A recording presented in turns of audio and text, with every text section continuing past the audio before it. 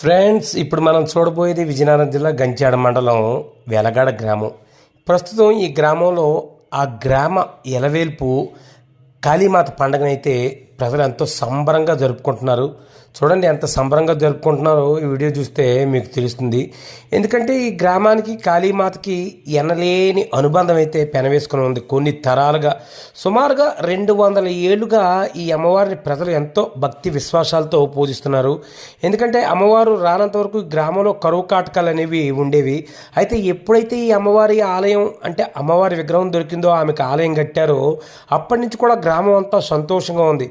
ఎంతగా అంటే ప్రతి కుటుంబంతో కూడా అమ్మవారితో అనుబంధం అంతలా అల్లుకుపోయింది.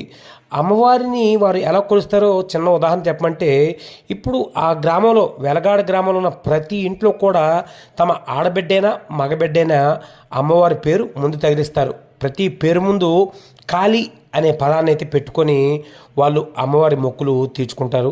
అటువంటి అమ్మవారి పండుగను ఎంతో అంగరంగ వైభవంగా చేసుకుంటున్నారు.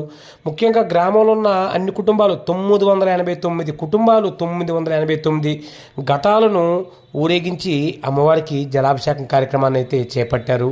అంతేకాకుండా ఈ పండగ సందర్భంగా గ్రామస్తులు 2 తెలుగు రాష్ట్రాల్లో ఉన్న తమ బంధువులు కూడా పిలుచుకొని ఎంతో అంగరంగ వైభవంగా పండుగనైతే నిర్వహించుకున్నారు. వెలగాడ అంటేనే కాళికామాత, కాళికామాత అంటేనే వెలగాడ అనేంతగా ఈ జిల్లాలో ఈ అమ్మవారి ఆలయం ఆ ఊరు పేరు అలా ఉండిపోయింది. చూడండి, దృశ్యాలు మీకోసం పెట్టాం.